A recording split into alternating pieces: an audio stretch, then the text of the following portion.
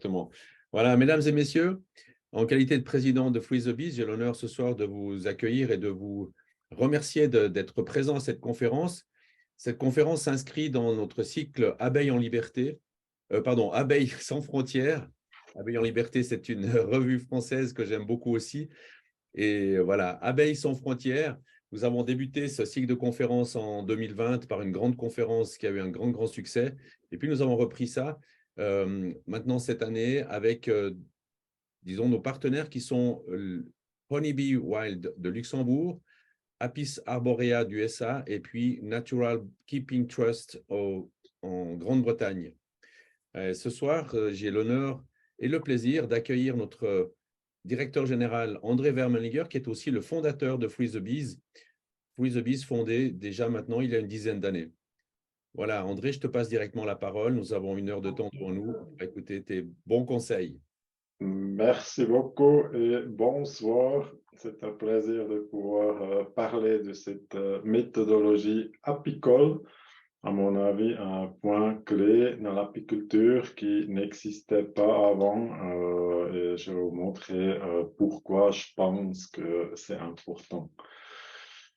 D'ailleurs, je me réjouis si vous pouvez mettre votre caméra en marche. C'est pas nécessaire si vous voulez pas, mais ça me donne un peu un feedback, un retour de vous. Ça fait plus plaisir de pouvoir partager un peu quelque chose. Et voilà, qu'est-ce qu'on va faire cette heure qui va venir? Alors, je vais vous montrer d'où est-ce que cette méthodologie apicole vient, pourquoi on a créé cette méthodologie. J'aimerais aussi vous présenter pourquoi une méthode comme la bonne méthode apicole n'est pas vraiment quelque chose qui tient la route. J'aimerais vous présenter aussi quels sont les facteurs qui influencent, qui déterminent l'intensité de l'apiculture. Parce que c'est quelque chose méthodologique qui n'existait pas avant. Et aussi, on va regarder à travers cette méthodologie, on va regarder dans certains détails techniques. On ne doit pas toucher, on ne peut pas toucher tous les détails, mais je crois que ça vous donne une impression qu'est-ce qui se trouve dans ce tableau, dans cette méthodologie. Et on va toucher quelques points qui sont importants. À vous après d'approfondir, d'aller plus dans les détails de toutes ces choses techniques. Mais j'aimerais finir encore avec la mise en pratique. Alors, comment vous pouvez utiliser cette méthodologie dans votre pratique apicole? Qu'est-ce que ça veut dire pour vous? Alors, je crois ici, on est bien d'accord, tout le monde, qu'on parle de deux méthodes complètement différentes à gauche et à droite. Pourtant, on n'a pas vraiment des bons noms pour définir l'intensité de ces méthodes.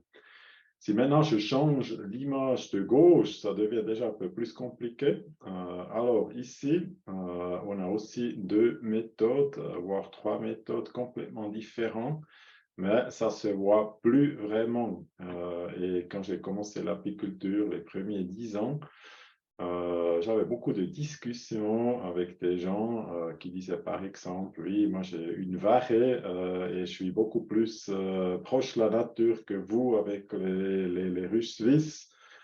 Peut-être ils avaient raison, peut-être pas, mais on n'avait pas des terminologies, on ne savait pas comment comparer qui c'est qui est naturel, qui c'est qui est intensif. Si on prend par exemple un dardon ici, ici on n'a aucune information pour l'instant comment l'apiculteur travaille avec ce dardon. Donc on peut travailler d'une manière plus intensive, d'une manière plus extensive. Alors il fallait définir tout ça et c'est ça ce que j'ai fait. Mais avant d'avoir fait cette méthodologie apicole, je suis tombé aussi sur les autorités apicoles, donc Apis Suisse, notre confédération. Et c'est intéressant parce que eux, ils savent exactement ce qui est bon et ce qui est mauvais. Donc, ils parlent de la bonne pratique apicole. Et j'espère de pouvoir vous montrer après 1 heure que cette bonne pratique apicole, elle ne peut pas exister. C'est une sorte de mensonge à mon avis. Et si on regarde aujourd'hui sur cette bonne pratique apicole, on trouve 28 dépliants sur le varroa, comment traiter le varroa, comment faire la guerre contre le varroa. On trouve aussi 11 dépliants sur les maladies et les ravageurs, mais on trouve rien du tout sur une sorte de méthodologie. On n'a aucune idée comment renforcer le système immunitaire des abeilles. Qu'est-ce qui est proche de la nature, qu'est-ce qui est intensif, tout ça, ça manque complètement. Donc, la bonne pratique apicole est liée ou dédiée au miel, donc au rendement de miel. C'est ça la bonne pratique apicole. Alors, on a fait une méthodologie, peut-être vous avez déjà vu ce tableau. Ça paraît peut-être un peu complexe, mais on va regarder un peu dans les différents espaces de ce tableau maintenant. Et c'est important, pourquoi ou à quoi ça sert ce tableau. C'est surtout pour se rendre compte de l'intensité avec laquelle on travaille avec nos abeilles. Donc, ça aide fortement à se retrouver et à se rendre compte comment on travaille avec les abeilles et surtout aussi comment on peut se développer. Et développer ne veut pas seulement dire qu'on va forcément se développer vers quelque chose de plus écologique, vers quelque chose de plus durable. Peut-être quelqu'un veut aussi se développer vers quelque chose de plus intensif. Donc, ça appartient à chacun, chacune de définir. Alors, regardons un peu la première partie de ce tableau, parce que pour définir l'intensité dans l'apiculture, pour définir l'intensité, il faut d'abord se rendre compte des facteurs qui influencent cette intensité. Et ça, c'était le premier travail qui n'existait pas, qu'on a dû faire. Et vous voyez ici les facteurs qu'on pense qu'ils influencent plus ou moins fort l'intensité. Alors déjà, on a l'habitat et la ruche en grande partie, et on a les conditions de logement, donc comment on travaille avec nos abeilles. Dans l'habitat, on parle du volume total, on parle du variabilité du volume. Alors, variabilité du volume, ça c'est surtout la hausse à miel, l'apiculteur qui place une hausse à miel au bon moment du printemps, ou bien aussi le couvain, rétrécir le couvain, élargir le couvain, tout ça c'est jouer avec des volumes, c'est quelque chose qui n'existe pas dans la nature.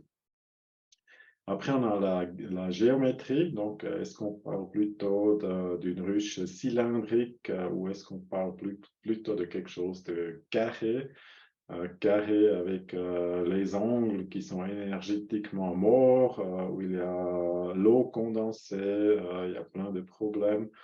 Donc, la géométrie compte aussi. On prend en considération aussi les matériaux et l'isolation. Est-ce que c'est une ruche en plastique?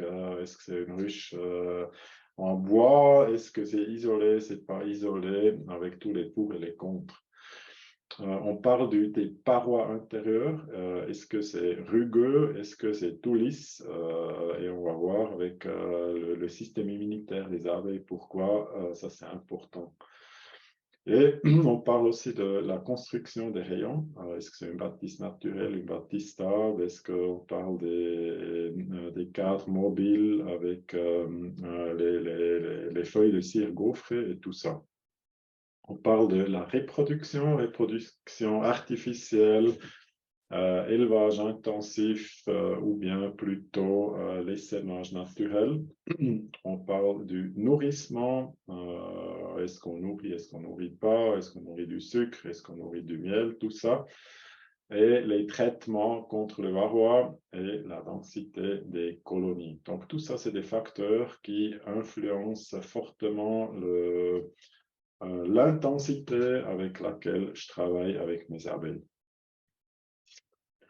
Maintenant, venant de ces facteurs qui influencent l'intensité, on a créé 4 à 5 méthodes apicoles, 4 à 5 méthodes de base qui sont importantes. Alors, à gauche comme extrême, on a pris les colonies d'abeilles dans la nature. Les colonies d'abeilles qui vivent dans un arbre creux, où personne ne fait rien, on ne nourrit pas, on ne traite pas, ça c'est vraiment la nature à gauche.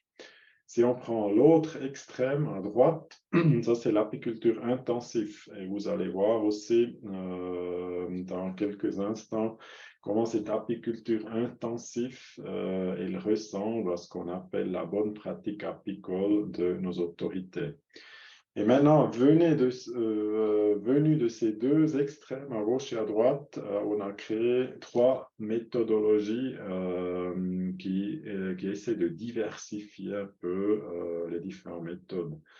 Alors, au lieu de faire l'apiculture intensive qui sert principalement au rendement de miel, on a créé l'apiculture extensive. Donc ici, on veut toujours un rendement de miel, mais d'une manière un peu plus durable, un peu moins intensif.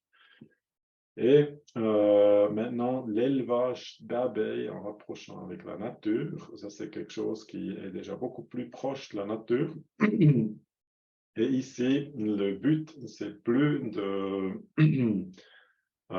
c'est plus le rendement de miel. Ici, le but, c'est vraiment de faire quelque chose pour la nature, faire quelque chose pour l'abeille, faire quelque chose pour l'écologie.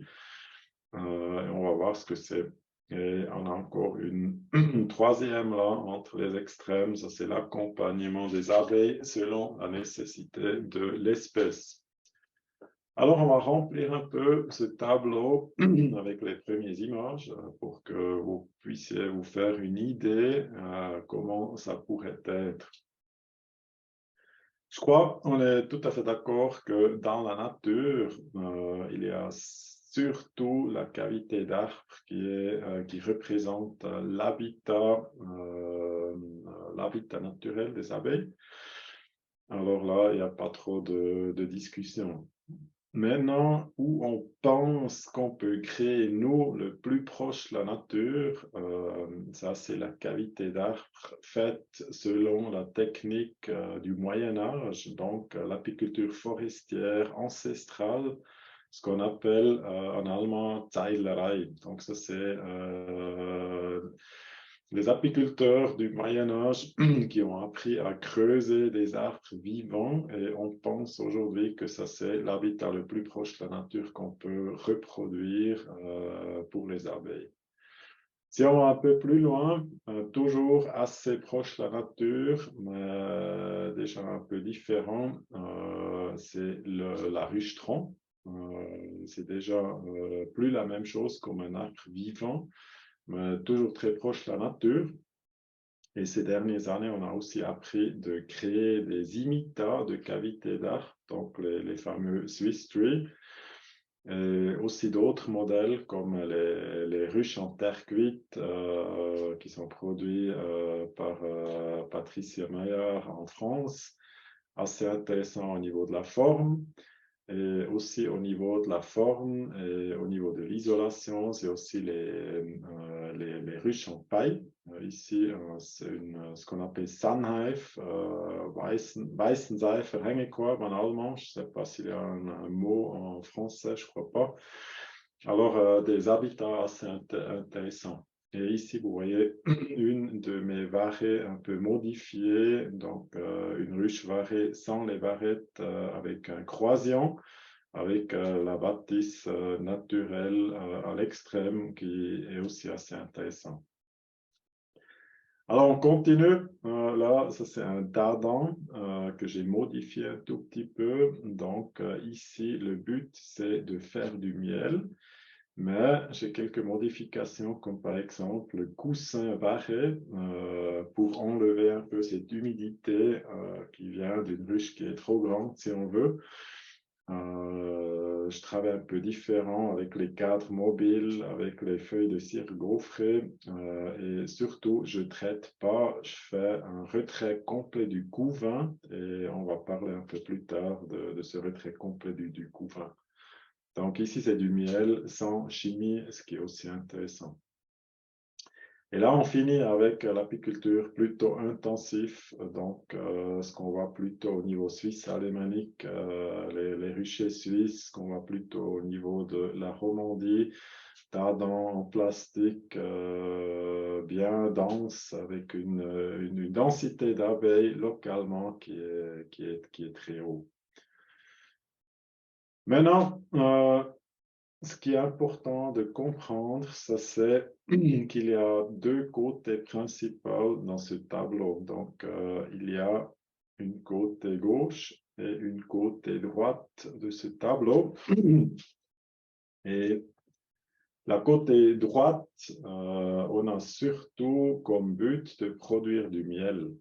Alors ici, la force de ces côtés droits, c'est le rendement élevé en miel et c'est aussi la gestion flexible. Donc, je peux pratiquement tout faire avec mes abeilles sans les perdre. Je peux les influencer, je peux les nourrir, je peux les traiter, tout ça. Donc, c'est une sorte de force, mais je paye un prix parce que j'ai une influence sur l'essaimage. Donc, c'est plus un essaimage libre, c'est plus un essaimage naturel, c'est quelque chose qui est hautement influencé. Et je dois forcément aussi traiter parce que sinon, je vais les perdre. Donc, voilà, vous voyez, il y a des forces et des faiblesses. Si on va vers la gauche, il y a aussi des forces et des faiblesses, mais différemment, parce qu'ici à gauche, le but, c'est plus du tout le rendement de miel. Alors, je peux traiter plus doux ou bien ne pas traiter du tout, ce qui est aussi possible. Ici, les abeilles ont une grande capacité d'adaptation à leur nature, donc ça change principalement. C'est pour ça, c'est plus naturel. Mais la faiblesse ici à gauche, c'est le taux de perte qui est plus élevé. Donc ici à gauche, je vais perdre plus d'abeilles normalement. Et il y a un point principal, une faiblesse principale que souvent c'est pas connu par les apiculteurs, par les apicultrices, c'est la famine. Donc, je perds principalement les abeilles à gauche à cause de la famine sans que je prenne du miel. Et ça, il faut une fois expérimenter pour le comprendre. Et on va en parler plus tard et regarder pourquoi. On va parler tout de suite là maintenant. Alors, on a encore cette côté gauche et droite sur la méthodologie. Et on commence de nouveau par la droite, apiculture intensive, apiculture extensive, où c'est le but de produire du miel. Alors aujourd'hui, en moyen, on produit 20 kg de miel par ruche, ce qui est déjà un sacré nombre de rendements. Et ce qui est intéressant ici, on voit bien sur le graphisme que depuis 1960, on a quadruplé le rendement en miel. Donc 1960, on produisait plus ou moins 5 kg par ruche. Aujourd'hui, on produit plus ou moins 20 kg par ruche, donc quadruplé. Et à mon avis, il y a deux facteurs principaux qui expliquent cette courbe, parce que déjà, il y a ce qu'on appelle en allemand Massentracht, je ne sais pas le mot, comme le colza qui rapporte énormément de nectar en peu de temps, donc c'est important pour ces gros rendements de 20 kg. Et le deuxième facteur, c'est le sucre, parce que sans le sucre, sans nourrir les abeilles avec le sucre, c'est pratiquement impossible en Suisse de faire 20 kg de miel. Et ce qui est flagrant ici, c'est qu'en même temps qu'on a augmenté le rendement de miel et multiplié le rendement de miel, en même temps, on a perdu la diversité florale. Alors ici, on voit une courbe qui représente les arbres fruitiers aux tiges qu'on a perdus. L'autre courbe, elle représente les prairies frontales. Alors, on pourrait montrer beaucoup plus de courbes. On a perdu la biodiversité et on a augmenté le rendement qui est vraiment bizarre, qui montre un peu aussi cette intensité. Alors, je vous ai dit qu'à gauche, les abeilles crèvent souvent de famine, et ça, c'est important de comprendre. Et c'est important aussi pour un apiculteur, une apicultrice, que vous expérimentez et que vous le testez, parce que souvent les apiculteurs rient un peu quand je dis que mes abeilles meurent de famine. Mais je peux vous montrer pourquoi. Et quand les apiculteurs rient, ils font la preuve qu'ils n'ont jamais testé, ils n'ont jamais expérimenté. Alors ici, comme on a déjà vu, je n'ai pas le droit de jouer avec les volumes dans la ruche, donc je n'ai pas le droit d'augmenter ou superposer une hausse à miel. Alors, du coup, ça change un peu le développement de nos colonies. Et ce qu'on voit ici, la courbe jaune, ça c'est le nectar, le flux de nectar, donc la mielée, dans beaucoup de régions en Suisse, donc un peu le paysage en Suisse. Alors normalement, vers le avril-mai, on a on dit comment, die Massentracht, je ne peux pas le dire pour l'instant, désolé. Oui, voilà, de toute façon, on a énormément de nectar, je trouve, par le mot. Excusez-moi, mais voilà, c'est déjà tard, c'est déjà le deuxième discours. Et en plus, en français. Alors ici, on a énormément de nectar, donc c'est un peu le paradis pour les abeilles. Et dans la nature, dans une cavité de volume fixe, les abeilles n'arrivent normalement, malgré ce nectar, ils n'arrivent pas à mettre plus que 10 kilos de miel dans une cavité. Donc c'est déjà pas mal, mais c'est quand même limité parce que je n'ai pas la possibilité de superposer une hausse à miel. Et alors, et après, du coup, il y a l'essaimage. Donc, notre colonie mère, elle perd beaucoup d'abeilles. Et avec moins d'abeilles dans la colonie mère, elle a un problème de chercher le nectar dans la nature. Et de toute façon, il y a le trou de mielée. Ça, c'est d'ailleurs, maintenant j'ai trouvé, ça c'est la grande mielée, ça c'est le trou de mielée. Alors du coup, les essaims et les colonies mères qui ont essaimé se trouvent dans ce trou de mielée et ils peuvent plus trouver assez de nectar. Donc du coup, ils vont remanger les 10 kilos de stock. Ils se trouvent ici dans le trou de mielée vers le mois de juin avec moins qu'1 kilo de miel, donc pratiquement plus rien. Et comme on sait, s'il y a moins de nectar qui entre dans la ruche, les abeilles vont moins faire la ponte, donc la colonie commence à diminuer, il y a de moins en moins d'individus, la colonie commence à diminuer parce qu'il n'y a pas assez d'énergie et ils font moins de ponte. Alors ici, on se trouve avec une petite colonie un peu faible, si on veut. Et maintenant, pendant l'été, il y a de nouveau un peu de nectar, pas énormément comme au printemps, mais il y a un peu de nectar. Mais maintenant, il n'y a pas d'abeilles, parce que notre colonie, elle est beaucoup trop petite. Et jusqu'à ce que les abeilles comprennent qu'ici, il y a de nouveau un peu de nectar dans la nature, ils doivent d'abord produire les nouvelles abeilles, ça veut dire 21 jours, et après ces nouvelles abeilles, ils restent dans la ruche pendant encore une fois 21 jours, donc 42 jours, plus ou moins 6 semaines, jusqu'à ce que la première abeille va récolter du nectar. Alors du coup, on se trouve ici tard dans le mois de juillet. Maintenant, on a de nouveau les abeilles, on a un peu de nectar, mais la saison elle est pratiquement finie parce qu'au mois d'août, c'est pratiquement plus possible de stocker du miel. Les abeilles peuvent encore trouver quelque chose pour se nourrir, mais elles ne trouvent plus assez pour le stockage. Donc, avec des années d'expérience, avec des douzaines et des douzaines de ruches, j'ai toujours fini avec une réserve qui ne suffit pas pour passer l'hiver. Donc, ces abeilles vont mourir de faim, soit encore avant Noël, soit en tout cas au mois de février, quand il fait encore froid, mais quand ils ont déjà de nouveau la ponte, où il y a une énorme énergie pour chauffer cette ponte. Donc, beaucoup de miel, ils n'arrivent pas avec les réserves. C'est ça la raison pourquoi ils meurent de faim.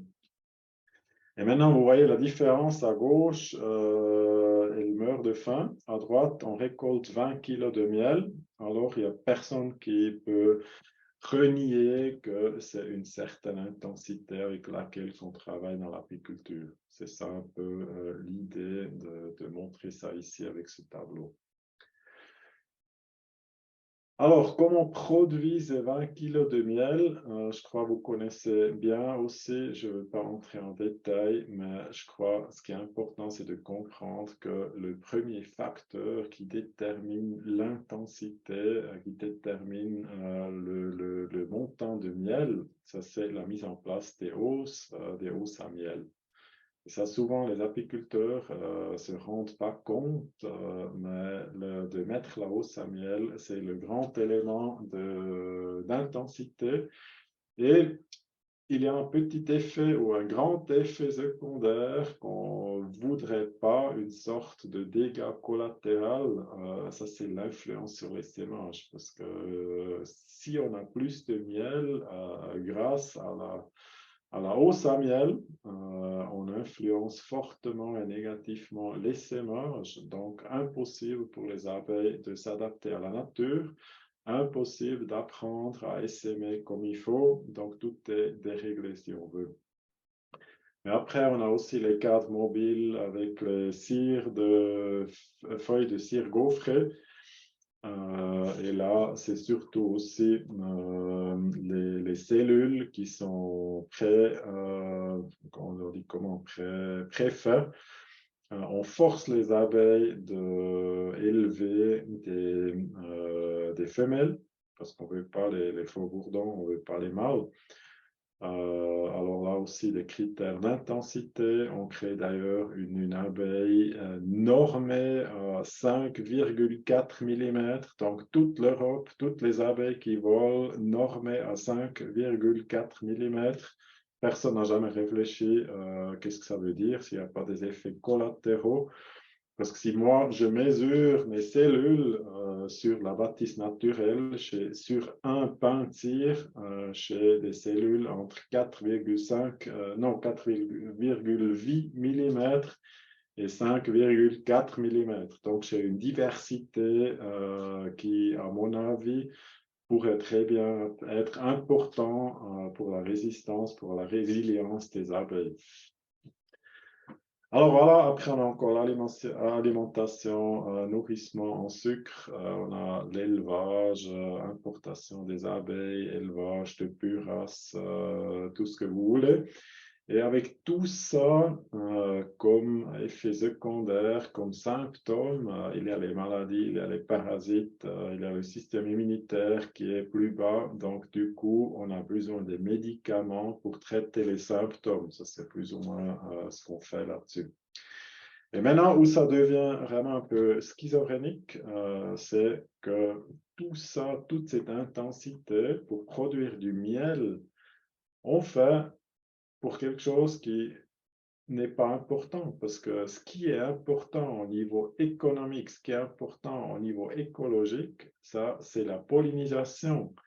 Et la pollinisation, on peut sécuriser avec une manière beaucoup plus proche de la nature que le miel. Pour avoir le rendement de miel, il faut travailler assez intense avec les abeilles.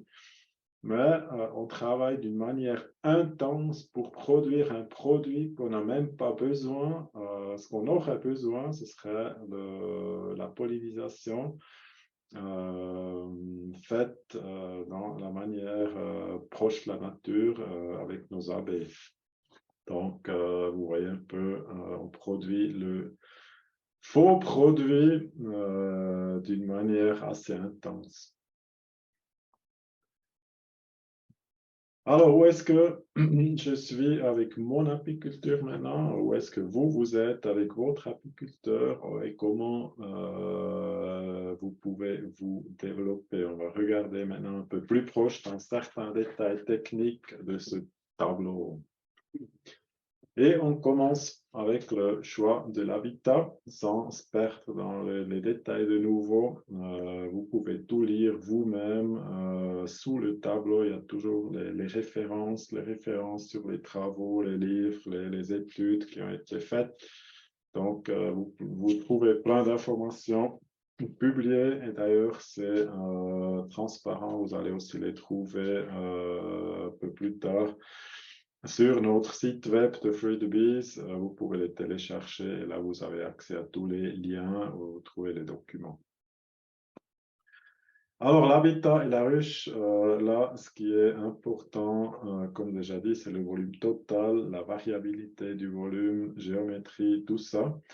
Et si on prend de nouveau les colonies d'abeilles dans la nature, alors elles vivent dans une cavité d'arbre qui est relativement petite. Et sous des conditions d'apiculture intensive, on a des volumes qui sont énormes, qui sont beaucoup plus grands que tout ce que les abeilles utilisent dans la nature. Il y a justement cette variabilité du volume, donc la hausse à miel, le hausse à miel qui dérange l'essaimage. Et on a cette géométrie qu'on a déjà parlé, et on va regarder un peu plus proche aussi avec les matériaux et l'isolation et les parois intérieures. Alors, on va parler de tout ça.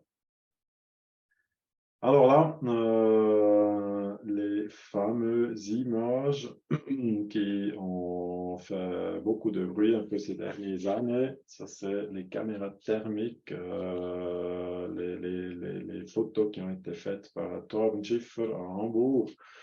Et là, ce que vous voyez très bien, c'est une ruche conventionnelle qui est une sorte de une ruche conventionnelle qui est au niveau thermique très mauvaise. Donc là, les abeilles perdent beaucoup d'énergie. Et là, vous voyez une cavité d'arbre, donc un Swiss tree, un Schiffer tree. Et là, c'est une sorte de maison Minergie P qui est très bien isolée avec plein d'avantages.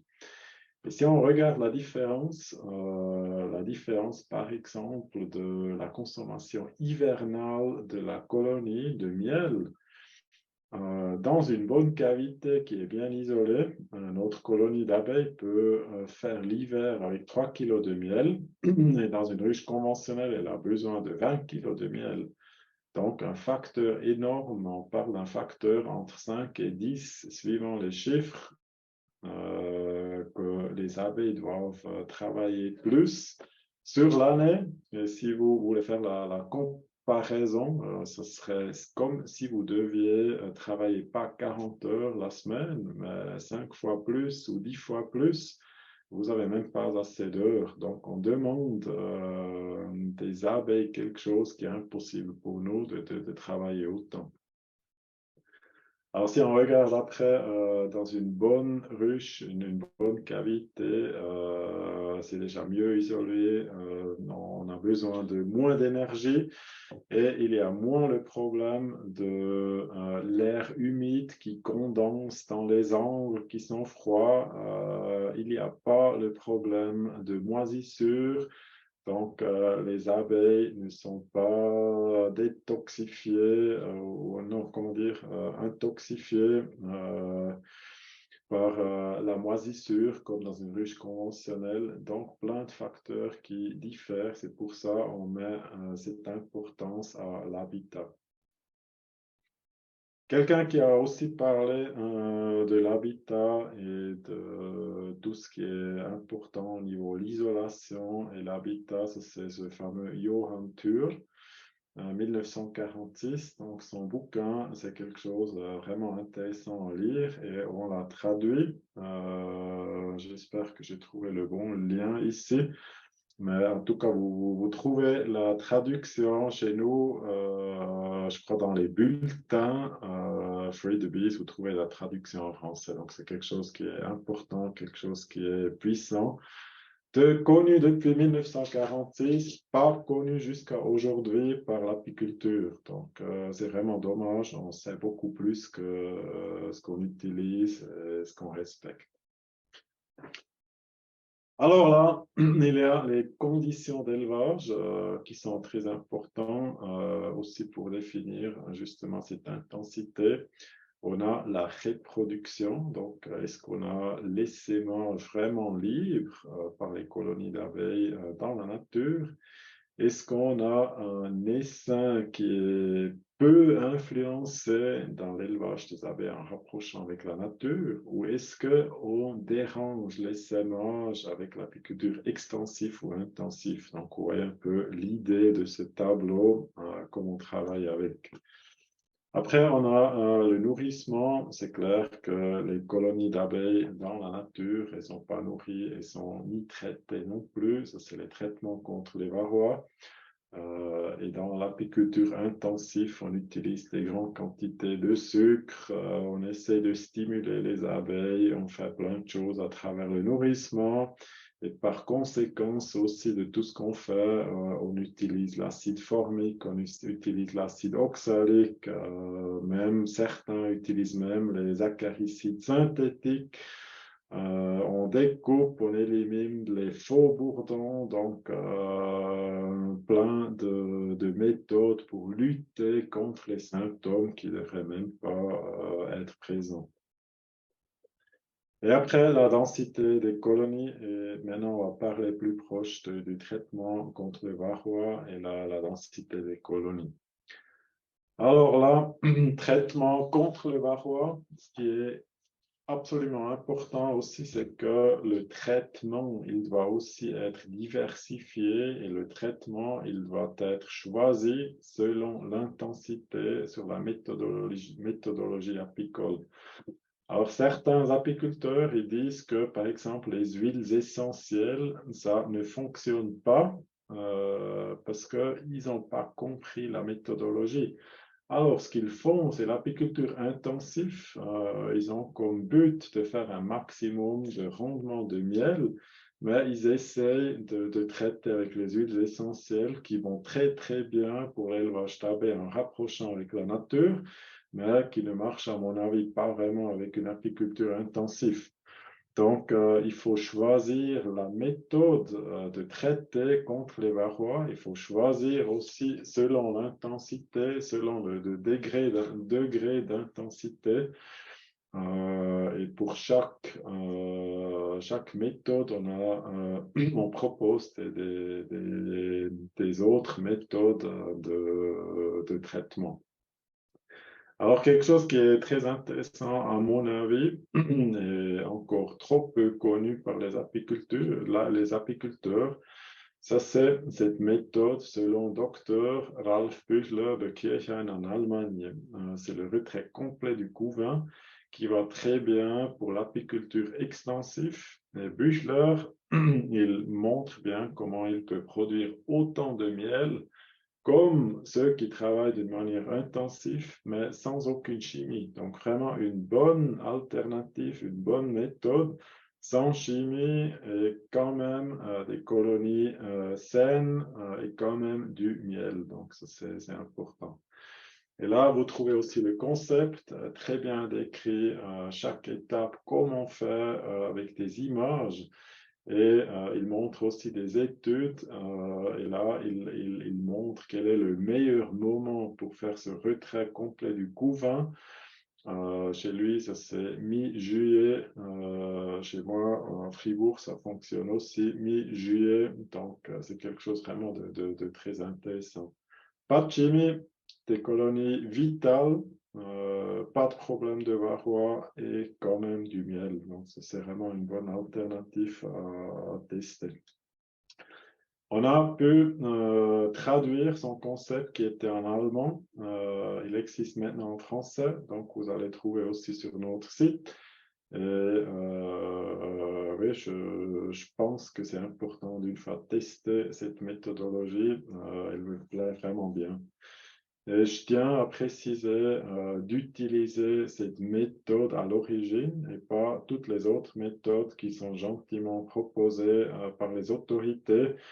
On met les rennes dans les cages et après on traite quand même l'acide oxalique et tout ça. Ça, c'est pas vraiment la méthode d'origine. Ça, c'est des trucs un peu tordus, un peu changés sur le temps.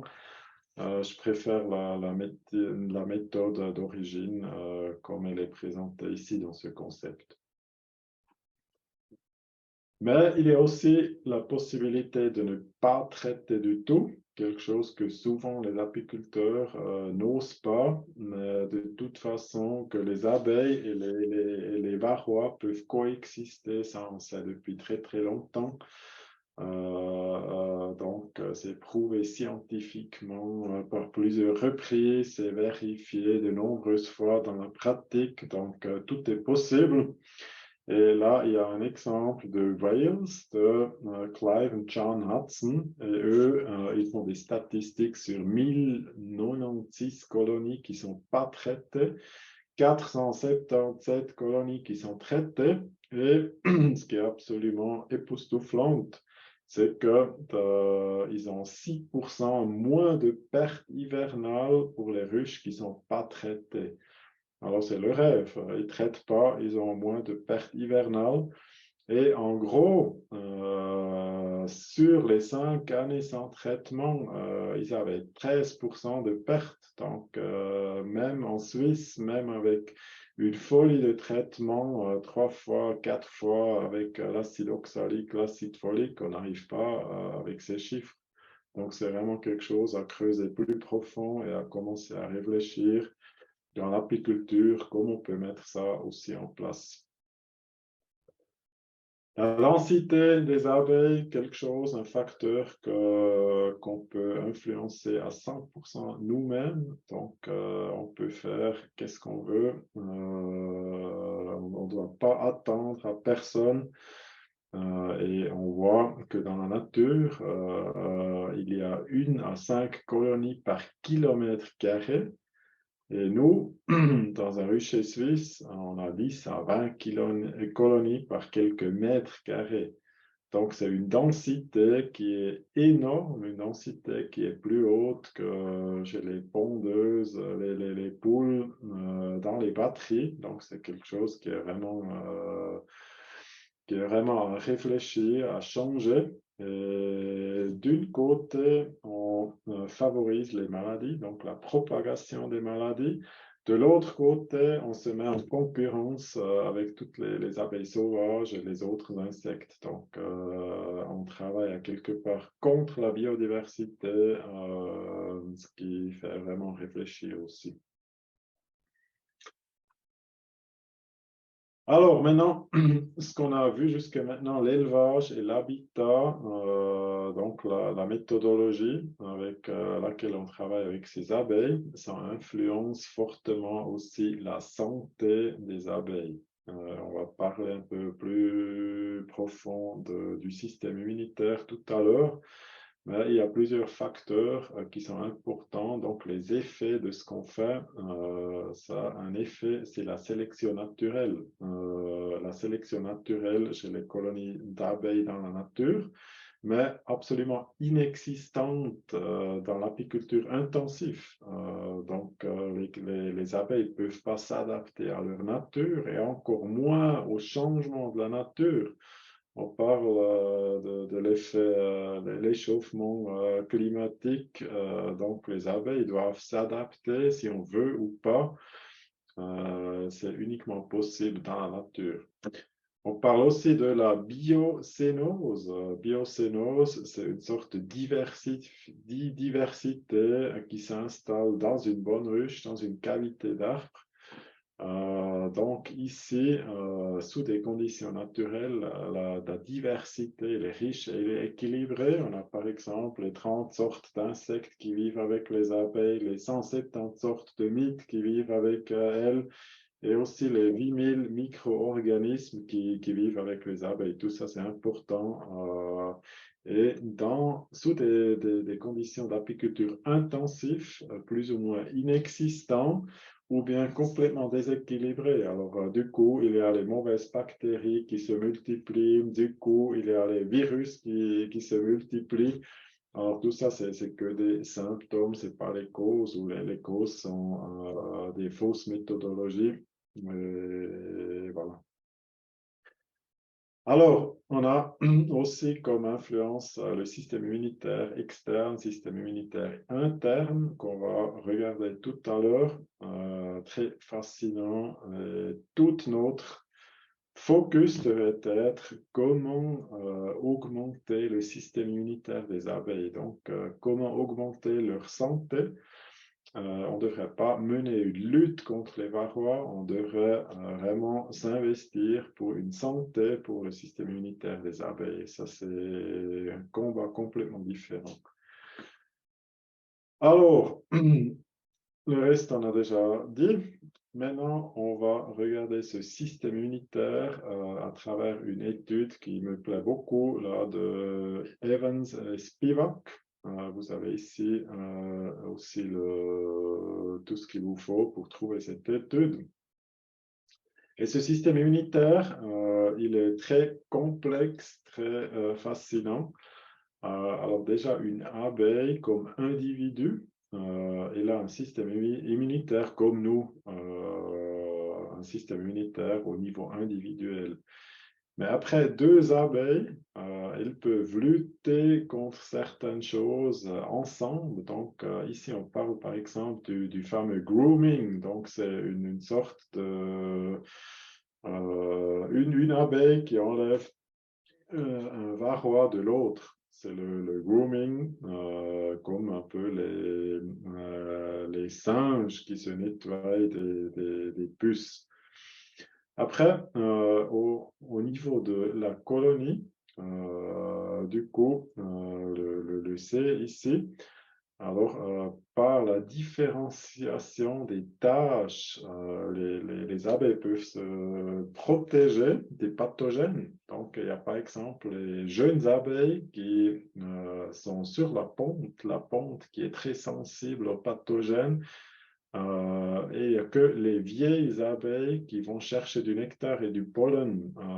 Et les vieilles abeilles, elles n'ont pas le droit de toucher la ponte. Donc, c'est une sorte de séparation des pathogènes de l'extérieur avec la ponte qui est protégée de tout ce qui est néfaste. Et on a aussi comme par exemple, la protection des vieilles abeilles qui ne vont pas mourir dans la ruche, qui vont aller dans la nature pour mourir, pour ne pas infecter la ruche. Donc, ça, c'est le D. Et après, le fameux E, ça, c'est aussi très fascinant. Ça, c'est le propolis. Donc, c'est une sorte de protection en propolis qui est uniquement faite si vous avez une bonne ruche avec le paroi interne qui est rugueux. Sinon, ils ne vont pas assez propoliser. Alors, très intéressant. Alors maintenant, non, maintenant, ce qui est très important, à mon avis, je veux absolument pas faire un nouveau dogme. Donc, je veux absolument pas que quelqu'un se place fortement dans ce tableau sur une méthode précise. Ce qui est vraiment beaucoup plus important ici, c'est que vous vous rendez compte comment, avec quelle intensité vous travaillez. Donc, vous pouvez prendre tous ces facteurs différents, donc toutes les lignes, et vous essayez de trouver où est-ce que vous vous situez. Donc, vous pouvez être un petit peu dans l'élevage des abeilles en rapprochant avec la nature, vous pouvez être un petit peu à l'extensif, peut-être vous êtes un peu à l'intensif.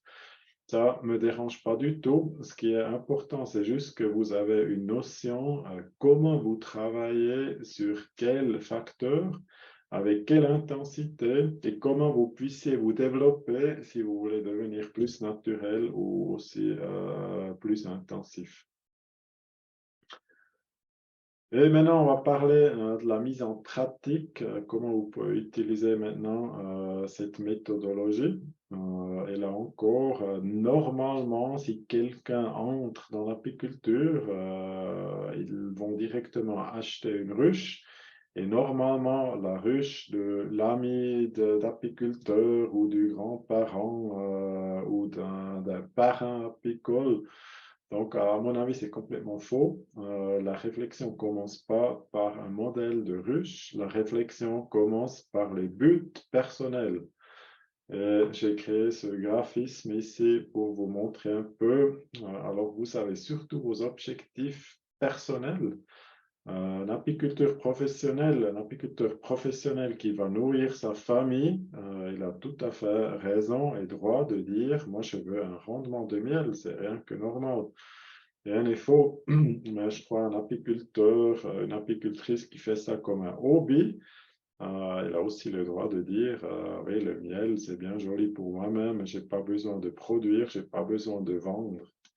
Et maintenant, tout le monde, on a aussi une sorte de responsabilité, responsabilité envers la nature, responsabilité envers notre planète, mais vous avez aussi des conditions cadres, donc peut-être vous vivez dans un environnement où vous avez certaines contraintes.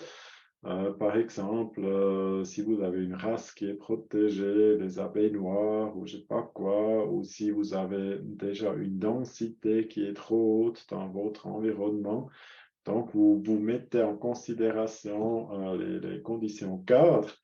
Et après, les résultats, le résultat qui sort, c'est la méthodologie ou les méthodologies. Donc là, vous pouvez définir avec quelle méthode vous voulez travailler. Et une fois définies les méthodes, là, vous avez les modèles, les ruches et les habitats qui vont le mieux pour remplir la méthode. Donc, j'ai plus ou moins bouleversé ce qu'on fait normalement. Normalement, on achète une ruche parce que, mon avis, il a aussi une ruche suisse. Alors, j'achète une ruche suisse.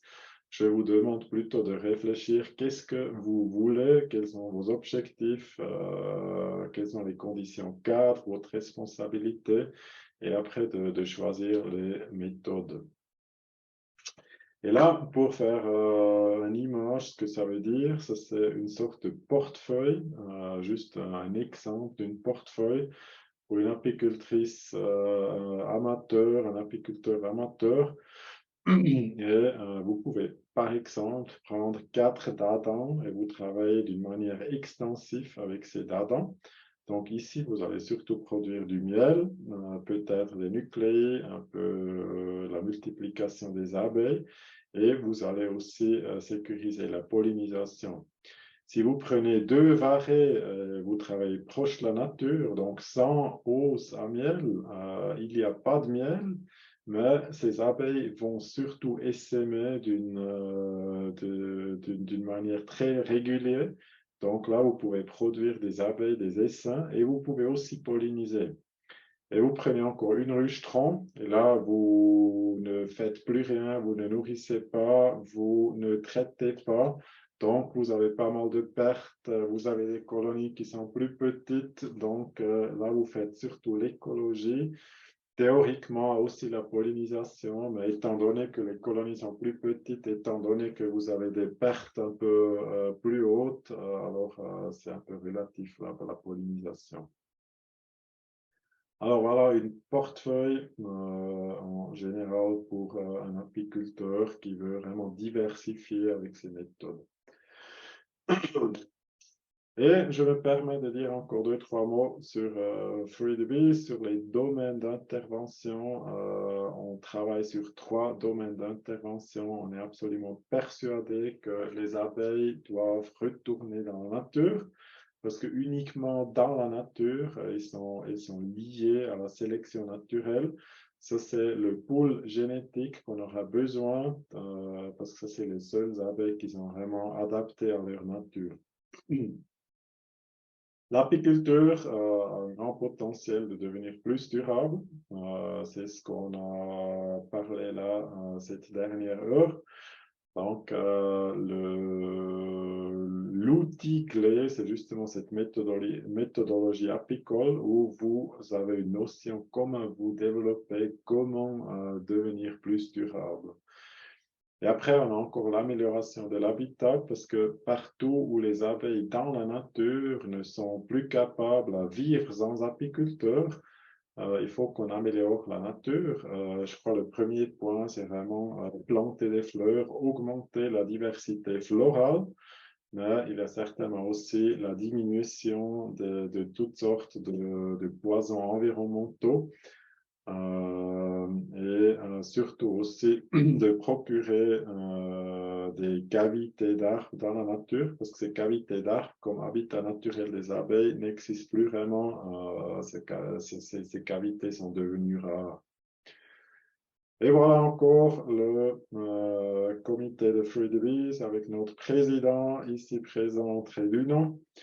Et un conseil scientifique assez large parce que c'est important pour nous de ne pas seulement regarder l'apiculture et les abeilles mellifères, mais beaucoup plus de placer les abeilles mellifères dans leur écologie et de bien gérer et comprendre toutes les interdépendances écologiques et bien sûr aussi dans les humains, parce que voilà, c'est aussi une sorte de production à travers les abeilles. Et voilà, comme ça on finit avec une image qui me plaît beaucoup de notre cher monsieur Ingo Arndt, photographe professionnel. Et pourquoi j'ai choisi cette image, c'est parce que tout ce que je vous ai présenté cette dernière heure, ce sont tous des facteurs qu'on peut influencer directement. On n'a pas besoin d'attendre sur personne. On peut commencer demain avec un grand nombre de ces facteurs. Vous pouvez faire vous-même, mais certains de ces facteurs, comme par exemple arrêter de traiter, sortir de cette folie de traitement, on a besoin de tous les apiculteurs, on a besoin de travailler ensemble au lieu de se battre un contre l'autre. On aura meilleur temps de se mettre ensemble et je crois que c'est l'exemple le mieux, c'est vraiment la colonie d'abeilles. Parce qu'une abeille, un individu, n'est pas vraiment capable de vivre. Donc, ce qui est absolument important, c'est qu'il met son ego un peu de côté, il met toute son énergie dans le bien de la colonie.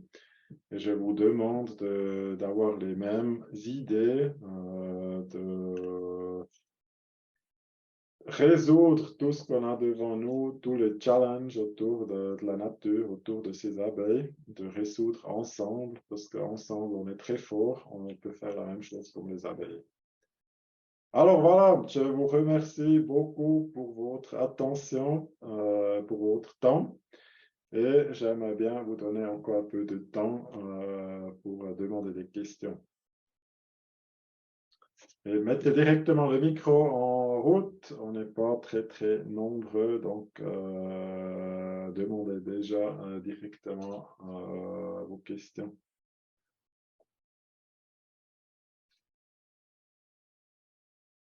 Merci André déjà pour toutes ces informations, cette belle comparaison de différentes méthodes qui permettent justement de fixer ses objectifs.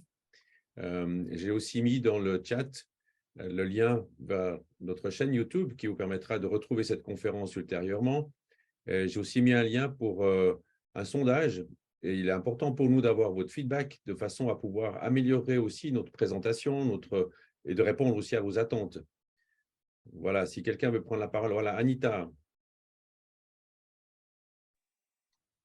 Bonsoir. Bonsoir André. Bonsoir.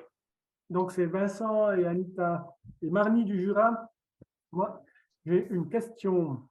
Dans le Jura, en fait, on doit maintenant tenir un un journal des traitements.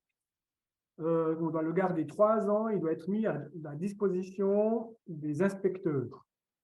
Alors bon, nous, on ne le tient pas, le journal, mais parce que, bon, comme on ne traite pas, ma foi. Mais je voulais savoir si tu as une expérience, André, avec cette situation, et puis si juridiquement, il y a une base légale. Parce que moi, je ne sais pas exactement pourquoi on nous fait tenir ce journal. Alors, il n'y a aucune base légale pour vous forcer de traiter. Ça, c'est intéressant parce qu'on entend de temps en temps des apiculteurs dans les différents cantons. Par exemple, au Grison, ils mettent beaucoup de pression. Les inspecteurs, ils disent il y a une contrainte, vous devez traiter, ce qui est légalement faux. Et l'action la plus forte, c'était dans les cantons primitifs central de la Suisse, où ils ont essayé vraiment de forcer les apiculteurs. J'ai pris contact avec ces autorités vétérinaires. Déjà, ils ne voulaient pas vraiment me parler, pas vraiment me voir, mais avec plusieurs emails, j'ai quand même compris, où eux, ils ont compris qu'ils n'ont aucune base légale. Ils ont dû m'avouer que c'est pas vraiment juste ce qu'ils ont dit. Donc, ça, je peux te donner aussi au niveau écrit en allemand. Je crois qu'on a même publié dans un des bulletins. Oui. Je crois qu'il y a 2-3 articles sur ce thème, sur 2-3 bulletins. Et jusqu'à maintenant, il n'y a aucune base légale, il n'y a personne qui peut te forcer. Et si tu as des problèmes, si vous avez des problèmes là-bas avec les inspecteurs, je viens volontiers avec vous pour argumenter. Eh bien, merci beaucoup. Donc, les bulletins, ils sont sur notre site internet dans une rubrique qui porte ce nom, bulletin. Est-ce qu'il y a encore une autre question?